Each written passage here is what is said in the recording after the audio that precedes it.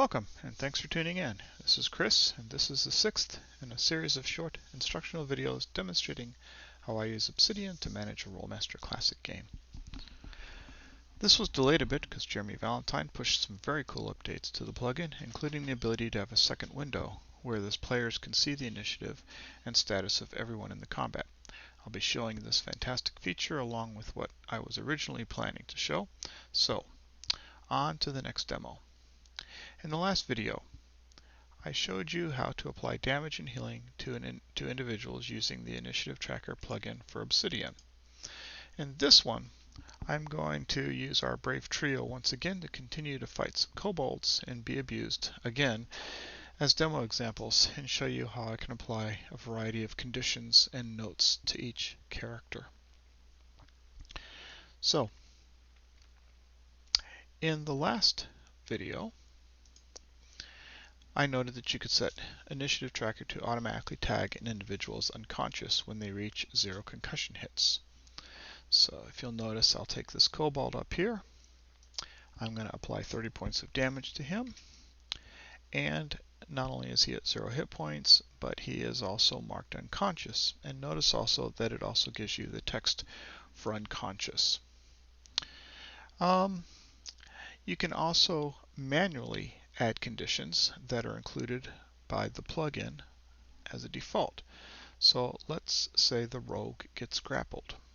Come down here to conditions, the window below the damage, and you'll notice grappled is there. You can also type with G and it'll show it, and then hit the apply, and notice that my rogue is grappled, and it also has the text for grapple in it.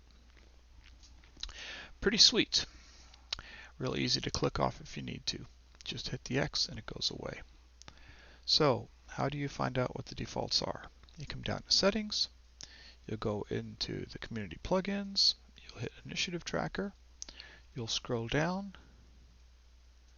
to where it says Statuses, and under this you'll see all the various default statuses that are in there and the text for each status. You'll notice at the bottom I have, in fact I'm going to delete this one because I'm going to show you how to do this later. You'll notice I've already added bleed and must parry, which are two of the Rolemaster conditions that are very handy. So, if I come over here, I can put the bleed on the lay healer and apply it, and you notice it says each upkeep phase after the critical is taken, the target takes this many number additional hits due to pain and bleeding. So I'll show you how you can add that number to it in a little bit. So you'll notice, okay, so I already did that. You can also create new default conditions. For example, let's say the rogue gets stunned. It's not a great day for him. Oh, they're stunned right there. So we'll select stun, apply it to the rogue, but this is the text for the 5e stun, because 5e also has a stun, and that's not real useful for me for Rolemaster. So what I'm going to do is I'm going to add a Rolemaster stun to this. First off, I'm going to copy the text for stun for Rolemaster. I'm going to come down here. I'm going to scroll back down to the Initiative Tracker, and when I get the statuses, you'll notice that you can add a new status. Type in RM for Rolemaster stun, and in the description I'm going to paste that text. Add it in there. You can check, and I should have a Rolemaster stun here with the text for Rolemaster. Close this out. Now I'm going to take the old 5e stun off. I'm going to put the Rolemaster stun on, RM. You notice it shows up here because it's now a default, and I'm going to apply that, and now I have the text of it. Really good, especially if you're new to Rolemaster or any of the games and you don't always recall all the exact text descriptions for everything. So you can also do spontaneous notes.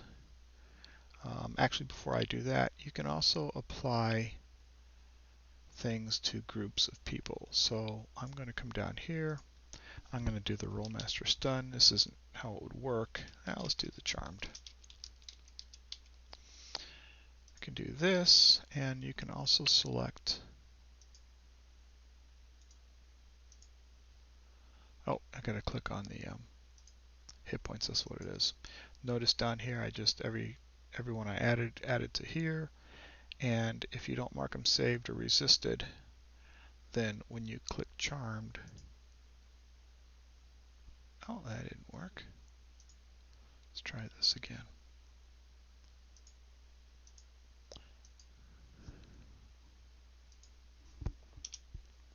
There we go. You can do it, and now they automatically charm. If you're playing a game where you can save or things like that, you could just mark them saved, and it'll only affect those that didn't save. So it's a little bit of 5e, but you might be able to find a group thing like that for Rolemaster. Kind of handy. Okay, you can also do spontaneous notes. For example, let's say the Rogue is done for 2 rounds. I'm going to have +2 rounds, and I'm going to hit enter. This is important here. Hit enter before you hit the check mark. Notice now I've got them done for 2 rounds. The next turn comes around. I mark off the 2, and now I have them for 1 round. Hit enter, and the check mark, and he's there. The hitting enter is important because for the spontaneous ones that aren't default, it turns out that if you just click on the apply without hitting enter, that it doesn't actually go onto the screen. So +1, enter, and then we do that. This can be really handy. Let's say my lay hero goes flying for some reason, and I want to keep track of how high he is. He's 20 feet off the ground in height, and hit enter because this is a custom one, and now I got him at 20 feet. Okay, and the last thing I want to show you here is the latest addition to this plugin. If you click up here on this open player view, this looks like an eyeball framed in here. If you click on that, you will see a second window open up. And this second window can be moved to another screen. I have a screen behind me when I'm running my games, and what I can just do is I can just slide this player view window over to the second screen behind me. Notice that it has everyone in the combat order. It has the hit points for the party, and then for the opponents, it doesn't give exact hit points. It just tells you if they're healthy, or in this case, since the kobold was unconscious from last time, he has 0 points. He is unconscious. I can go in my screen, and what I can do is I can apply damage to the rogue, who's currently stunned for 1 round. And let's say he took 20 points of damage, and you'll notice that he has gone down to 14 out of 34 and is in red. Let's say the lay healer takes 5 points of damage.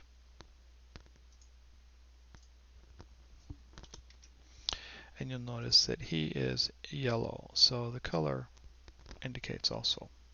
Now let's say this kobold that's healthy, he takes more damage. He takes 8 points of damage. And you'll notice he is now hurt. And maybe he takes 20 more points of damage, which will take him almost to unconscious, and now he is bloodied. This is really good if your order of initiative changes. For example, I'll move the fighter up on top. You'll notice that the player screen will instantly change also. And as you eliminate or take out various conditions, they will change also with it.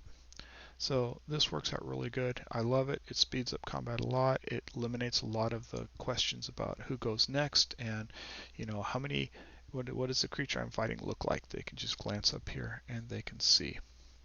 So super cool. Anyway, that's what I wanted to show you. This little player window is great. Shout out to Joshua Plunkett and his wonderful videos, including the D&D community, to Obsidian, and Jeremy Valentine, who developed the Initiative Tracker plugin. I've linked Joshua's Obsidian tutorials in the last video, number 5, if you're interested in digging deeper into this wonderful campaign managing software. Please comment on and subscribe to my videos if this is of interest to you. I have plans for several more videos around this specific topic, and then we'll likely expand into other Obsidian and Rolemaster topics. So we're all good, and that's it for the evening.